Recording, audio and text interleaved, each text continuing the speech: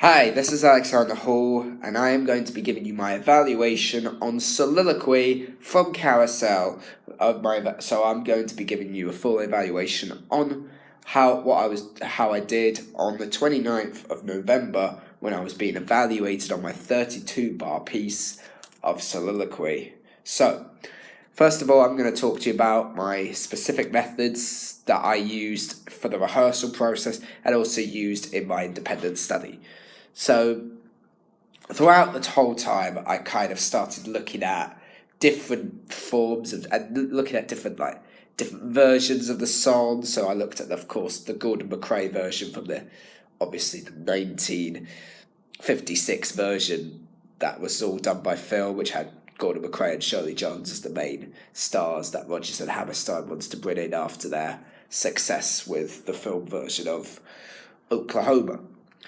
So I looked at that. I also looked through I was mostly very fond of Julian Ovenden, who did the version of course, who did the version of Soliloquy as part of the BBC Proms in 2010, which is found on YouTube, which I've got a version of.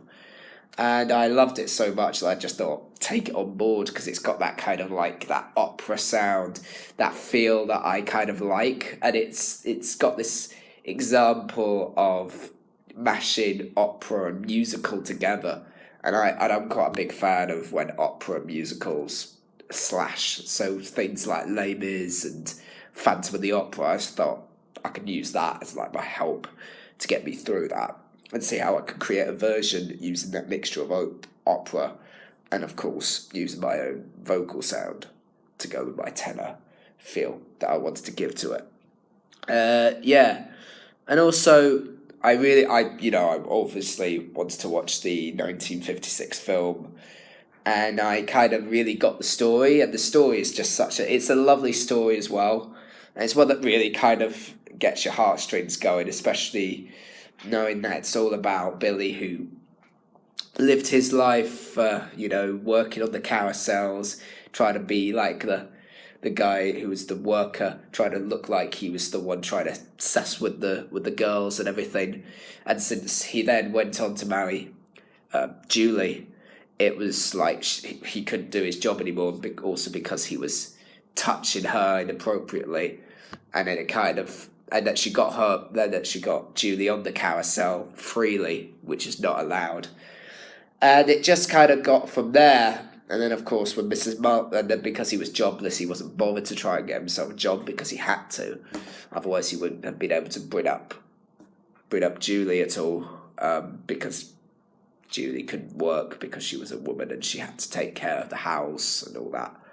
So, and the way it built, how he went into working with Jigger, his friend who was a criminal pretty much, and just kind of put him in a bad encourage. He didn't encourage him with the right amount to say that he shouldn't have been doing like his illegal job just to get money, and that was his only resort. And it ended up with him, accidentally killing himself by trying to steal money from Julie's old boss, and it went out of hand, and he lost his life. But he got the chance to see his daughter Louise, that he never met because she was pregnant, and he was dead by the time she gave birth to Louise. But he got that opportunity to give Louise and Julie a heads up during Louise's graduation at school to move herself forward for the future. And it got him that chance to really give his family a future, even though he's no longer alive, and that he got the opportunity to send that out. But yeah, it's brilliant. And the thing that I did when I did my assessment, I had the traits like keeping my hand on my belt, like what Billy did, as when Gordon McRae had to act that way and use that portrayal as his own character, and I kind of took to that.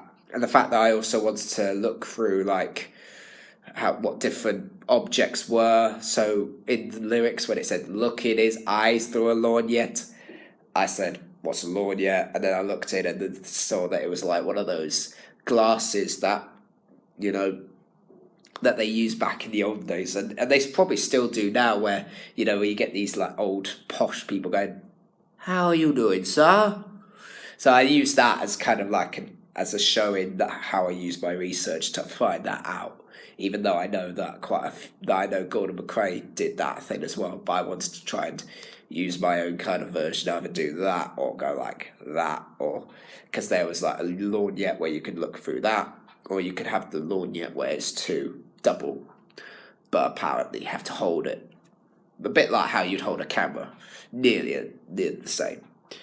How did my rehearsals then get conveyed from all that independent study? So I used a lot of self-direction. It was mostly I had to use my own understanding of the character and use that full potential that I knew about the character and just really get that in. So using all the information I could get from how he was feeling about how he found out that Julie was pregnant, and he was kind of like really fulfilled with enthusiasm and thought, right, Julie's pregnant, and then I had to kind of think that in how I played the character, even that short 32 bar step that I thought, just give something into it and see what happens.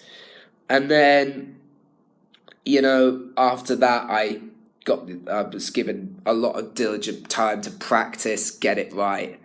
And then by the time we started rehearsing that section before going into the assessment, it was kind of like looking through how articulate how my diction was working as Billy, because of course, he's American. And it's not like if you're playing Billy going, "And I'm damned if he'll marry his boss's daughter," and otherwise it would sound really posh and it would sound rubbish. "And I'm damned if I'll marry his boss's daughter," getting that feel of using that real consonant that a lot of Americans use, but especially in New England town, which was where it happened back in the 1970s. That using that kind of real use of the neck and using the near parts of the head, using this part of the jaw to get that bit of you out, that it really had to be done that way. But yeah, it really helped. And also the other thing that I felt was really helpful from the feedback I was getting from Carly was that I didn't really get some of the words as well because they were pronounced different. So the likes of, when they were saying talking, when he says, "Why am I talking on like this?" This is what a lot of the Billies do. They go, they say like, "Why am I talking on like this?" Or, "Why am I taking on like this?" And it sounds like taking. So I use that as a way of going, "Why am I taking on like this?" And I didn't really look at the lyrics as well as I did. But as soon as we looked at the lyrics, when working out the 32 bars, Carly said, "That says talking, not taking." And so I then realised when listening back to every version and hearing, oh, it actually does sound like taking, but it's talking. So then I thought, he'd say talking. So then it sounds more like me, instead of making it sound like Julian Ovenden or Gordon McRae or any of the other guys that I've kind of researched into. Otherwise it would just sound like copycat. But yeah, that helped a lot. But yeah, and how did I feel the rehearsal process went? So, well-rounded. It felt well-rounded. I was off book very early because I was kind of like, I really knew the song like really well when I first chose it. So it's kind of like saying, you wanted to choose something that you're familiar with instead of going for something that is like you don't really know. You just chose it because it's from the pre-1950s to the 1940s, and you just wanted to choose it because you thought, oh, that's the only one I can do. And then you wouldn't know it, and it would take you a longer time. But I thought, just save myself time, choose it from a film or a musical that I really am passionate about, so it's better that way. And overall, going over my independent study time, really analysing the film, really taking it into depth, and then using my creative vision to play that character, pick up the traits, pick up the accent, and pick up all these different areas that you wouldn't find that you have to use a lot of attention to really get right. So I felt using the film, and then using obviously other actors or other singers just doing the same song, would help me to see what Billy is well renowned for as his character, and how these different actors would put himself together, and then think, what could I do that's so different, which could make my Billy really unique, and make it sound like I'm the Alex Hall doing Billy Bigelow instead of it being like Julian Ovington or Gordon McRae. So what were my strengths? So facial expression was one of my real ones, because I felt like, I was kind of looking like I tried to look really happy, because I found out I was going to have a baby, and I kept on going. I'm thinking I'm going to have a boy named Bill, but then I realised it was just at the point when I said on the way to get round to a girl, I can tell him, and I stopped, because that's the last lot of the 32 bars. But noticing that I was going to go, oh, it could be a girl. What if it is a girl? And seeing that change in dynamic from that, it really helped to look through and see something different happen in that time. So that helped me massively when working on that. And it's such a good technique to get, to know when to change emotion and change your inner thought that comes in this head. Because, as human beings, we get different feelings going through our head that are shown physically and facially, to then finding, and then you can change just dramatically from thinking, when you have inner thoughts, when you think to yourself, oh, I've forgotten to do something. Oh, sorry. And then all of a sudden you're just standing there, taking your bag, and then you go, oh, I forgot something. It's a bit like having that feeling. So I thought of using that. Getting full focus throughout the section that I chose, the 32 bars, obviously. It all looked really... It looked like I was fully immersed with the character the whole time, and it didn't look like I was out at any point. It looked really... It looked like I was completely there with it, and it was immersive. You could just feel how much time I put into it, and it looked like it was professionally kind of mashed in with all the work I did. So it looked really well rounded as a piece. Physical expression, with the physical expression trait, having the legs out between, because that's what Billy does a lot, and pretty much equivalently Gordon McRae does. He's got his legs widened apart a lot, and that's what a lot of people look at, and that's kind of what a lot of really quite westerny American men try to do, to kind of show that form of authority, or that form of that form of authority, and just really having that form that they know what they're doing. It's kind of like a confidence trait, and that's the thing that we get a lot of, especially from them. You can probably see it when you're walking down the street. You can see someone who really has a good confident posture, and that's what Billy particularly has as himself. And projection, get really making sure that when you're singing from the chest, because it's quite a he goes that it really has to be coming from this side. It comes from the chest, and you have to really beat it out, because he's speaking from the lower range. He's more of a lower dynamic.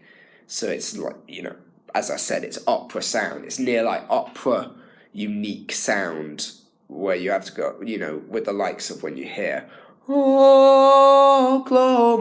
I mean, it's the same. It's a different film. But if I can think of it like this, and I'm damned if I'll marry his boss's daughter, skinny-lipped virgin with blood like water, who'll give him a peck and call it a kiss, and look in his eyes through a lorgnette. It sounds... You have to make sure that you're really letting it out and really pushing it, instead of letting it come more from the head or the nose, which is not what he did, what Gordon McRae or any of the other Billies do. They sing it from here. to make it look like it was there. What are my weaknesses? Okay, so one of the things I do, and this is something a lot of musical theatre actors can sometimes do when they're singing, when they have to sing with an accent, that they're not, that is not their first accent. They can sing more like that, and they can speak this way or that way, and sometimes it can really get off-putting. So, and I know this is probably something that I need to get away from, because it is something that if I want to go into musical theatre and I want to start being a musical theatre actor, I'll have to make sure that I'm singing with different accents, and sometimes it won't be as comfortable talking the way I am now. I'm talking pretty naturally. That I need to make sure that when I'm changing accent, either through speaking or singing, that, I'm not turning my part of my voice this way, or turning the mouth this way, or just letting it stay in its middle self, so that it's clear and it's not off-putting, because, it looks quite awkward, and you wouldn't see an actual person singing when they're singing with their only voice. They don't sound like that, because that is how they talk. So making sure that you're just getting that. It's a challenge, but it's a challenge to try to take on, and it makes you different, especially out of the professionals who really do have that problem themselves. Try not to use too much of the handstand belt. It was being done a bit too much. I could have maybe been a bit more like, put the hands to this side of the shirt instead, because that's quite a trait that with people with confidence can do a lot, is to try and make themselves look smart. That could have been I could have done that a few times instead of staying like that with that neutral pose. Try and have a different pose at different times, because no one wants to see the same thing for the whole. If I was to do the whole song, which is 7 minutes, to do that the whole time, that would have got really boring. And people would have just gone, oh, he just does that, he doesn't do anything else. And it would look just plain. Especially if you want to inspire future musical actors who like that particular show. And if you were to star in it, and you were just to do that same pose the whole time, it would get really boring. And if people were to copy that, it wouldn't give a good example for any future actors. Next thing, articulation. My T's. T's are a massive problem for me. When we speak in general language, a lot of the time we will miss our T's. I probably missed a lot of T's while talking now.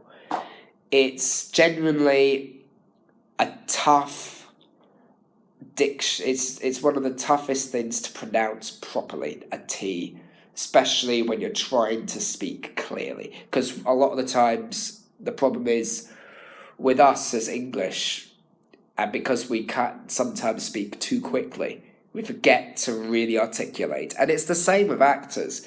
They can get really they could get really phased off, that they'll just talk naturally as the actor and do the same problem, where they're forgetting to use their T's coming from their mouths, and it just doesn't work sometimes.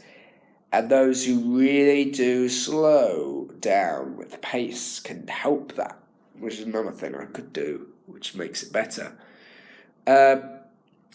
Get the flow of the lyrics consistent, especially with when I said, I can give him lots of pointers, very soft.